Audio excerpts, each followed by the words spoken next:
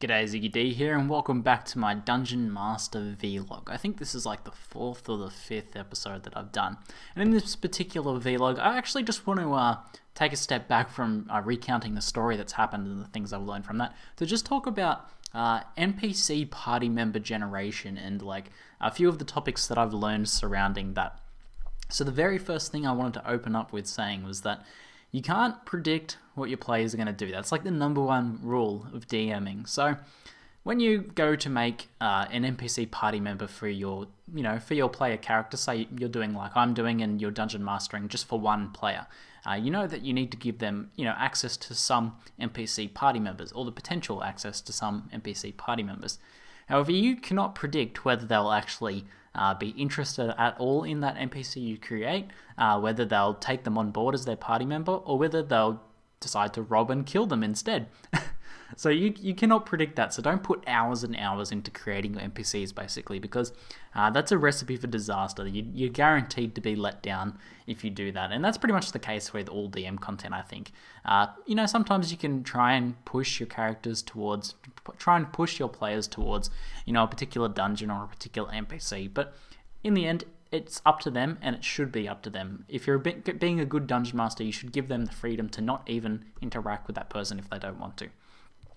So the NPC that I've created, I determined that my player character needed an NPC to help her out on a quest, or needed potential access to one. Now she's playing a Gestalt character, Druid Rogue. So she is alright on DPS. She can do some roguey sort of stuff, and she's got some healing and spells and stuff available to her. But tanking is a bit of an issue for her, and this has actually come through in the way she's played and sort of the way she's reacted to certain things. She's been terrified of her character dying, which is a good thing. Like the feeling of mortality can be a good thing, and it can make the game a bit more interesting. However, I knew that there's a certain gap in her party, basically. She needs some sort of like tanking character or some sort of fighter character to be able to, like flank enemies, or to be able to, to have them distracted, or to, take a little bit of pressure off her in combat situations. And also someone who can drive the story forwards. This is what I wanted to achieve through the NPC character I had designed.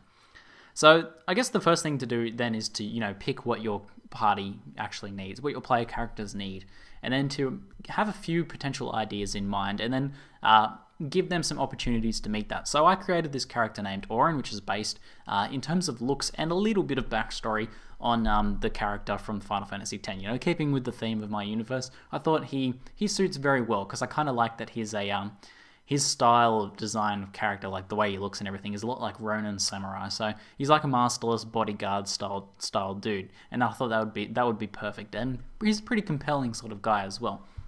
So let's talk about then designing, making them a compelling person. I think there's two things you need to do to prepare for the NPC, and again, don't go overboard with this, but the first thing you want to do is prepare a description. You can even just write it down like I have and read it out to the player of what they see initially. So it's a list of details that they see initially when they look at this person. So I'll read out what I've written down for that. It's a little bit longer, and you don't have to reveal all of these details at once. Like, characters aren't going to notice everything about someone once. They might notice a few specific features. So here's some of the features I thought that would make this character interesting, and also sort of reveal to the player in a less subtle way that this person is interesting, that they're important.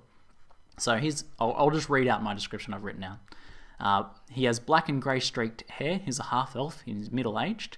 He's wearing a deep red sleeved cloak that extends down to his boots. Underneath, you can make out leather armor with some metal plating, and down the right side of his face is a long scar that crosses his eye. However, you can't tell if he's blinded in that eye because he's wearing darkly tinted glasses, probably made from obsidian glass. So sort of fancy, sort of interesting. Can't see his scarred eye. Two other features that stand out: he has a large jug of possibly rum strapped to his side, and the fact that his left arm rests out of the sleeve and instead inside his cloak, sort of like in a sling. Now that's like a sign of a Ronin Samurai if you're familiar with that sort of culture. He appears to be armed with an exotic-looking longsword, which is strapped to his back. So that's like the description that you reveal to the player. It gives them a good image in their mind of what this person looks like. They can make it up based on that. But details, like the small details, are really important. Like, a scar on his face, he's middle-aged, he's sort of got black and grey streaked hair, he's You know, he's kind of interesting in his demeanor. He's got this whole arm sling going on and the strap of like a big thing of rum on him. So maybe he's an alcoholic, maybe he's on the road a lot and just likes to take his drink with him. So it's sort of an interesting sort of design. And again, I based that on the actual Oren character. So then the second thing you want is like hidden details for yourself that you don't reveal to the character, but that drive conversations and things that the player has with the NPC. So when you're acting as the NPC, you need to have an idea of your own backstory, essentially. So here's some of the details I wrote out for Oren that I don't reveal to the player, but instead can come through in conversations and things like that. He's a former member of the Sin Crusaders and a personal bodyguard of Lord Mihen. When Mihen disbanded the Crusaders, Oren became a mercenary bodyguard. So I got some reasons for that in the back of my head because, you know, he disagreed with the idea of disbanding the Crusaders and instead supporting the church. He wanted to keep fighting the creatures of sin. So he became a Ronin bodyguard, essentially. Mihen and many others joined the Church of Yevon as a new Yevon guard, changing their goals from fighting sin to furthering the goals of the Yevon Church, which Oren disagreed with this and left. Then another detail I've got down is he's basically just earning a living, but still wants to try and fight sin wherever he can, and he was drawn to Mihen. This is why he is. This is a very good point, actually. You always need a reason why someone's where they are, or why they're doing what they are doing. It can make for some awkward situations in role-playing when you don't have a good reason for being there. So the reason for being there was he was drawn to Mihen, again, due to reports of Sinspawn, which ties very nicely into the story that Elsbeth or Amy's character has been experiencing. So once you've got that, you know, personality stuff out of the way and backstory so that you can interact with the player as the NPC, you've made a fairly compelling sort of thing. You need to come up with, you know, your stats and things like that. Now, there's a ton of good information for this in the actual, I don't have the book near me, but in the actual core rulebook of Pathfinder, and if you're using a different system, there'll be tons of information on generating NPCs in your basic sort of Dungeon Master's guide. And they're really good. I suggest following them, but then adjusting them. Also, keeping them much more simpler than you would an actual character sheet. Now, a bit of a Dungeon Master tip that I've sort of learned is that you don't actually need to plan out everything about, you know, NPCs or, you know, other creatures that you that your player encounters, basically. So, for example, you encounter 3 goblins, they attack you.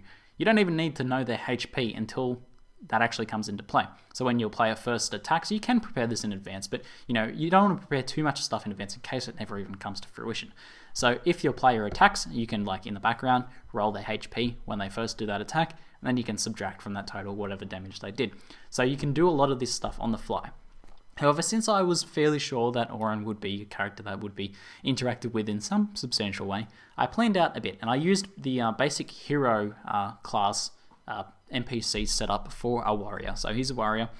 So, you know, I gave him something like 15 strength, 13 dexterity, high constitution, 14, 10 intelligence, 12 wisdom, and 8 charisma. So I intentionally left his charisma low so that he would be taking a back seat in like social interactions with other people. I wanted the player character to really take charge in situations like that. So I thought, you know, if she asks Oren, you know, can he interact with this person for her, he's sort of like, I'm just the bodyguard, I don't do so well with that sort of thing.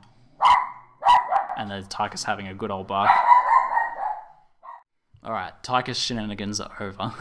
So what I was up to was talking about, you know, planning out some of the stats. Other stats I suggest planning out if you're using the Pathfinder system are your base attack bonus, your combat maneuver bonus, combat maneuver defense, because unless you're very familiar with the system and the rules, it's nice to have those written down in advance. And also your actual attribute modifiers, so like, you know, putting my +2 next to strength and things like that I find very helpful. Otherwise, you want to plan out the armor class and give them some HP.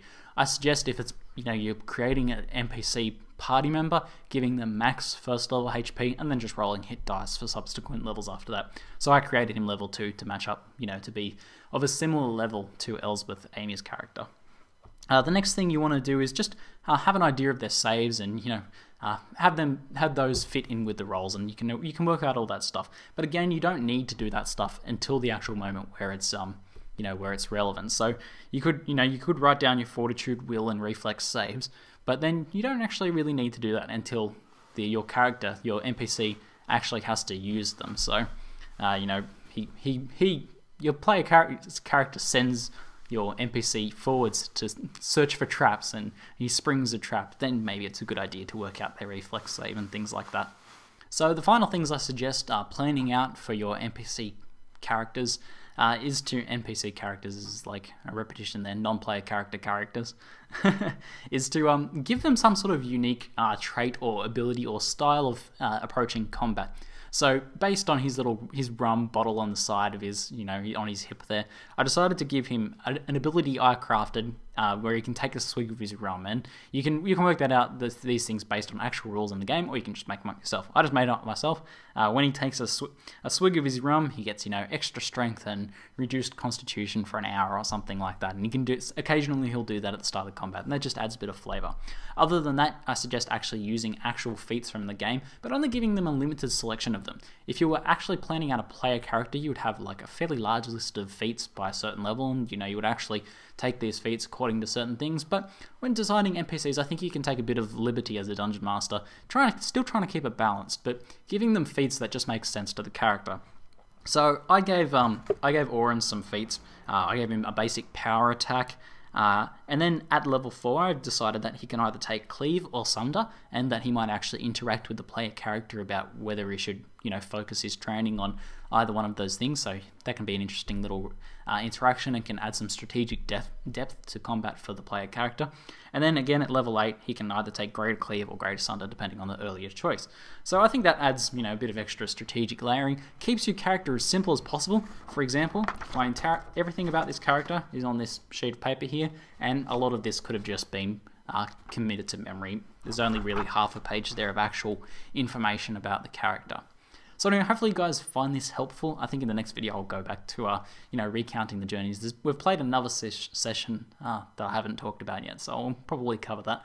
And maybe we've even been thinking about possibly doing a live recording of one of our sessions. Possibly. Very tentative possible at the moment. Anyway, that's it for now. I'm ZiggyD, and thanks for watching.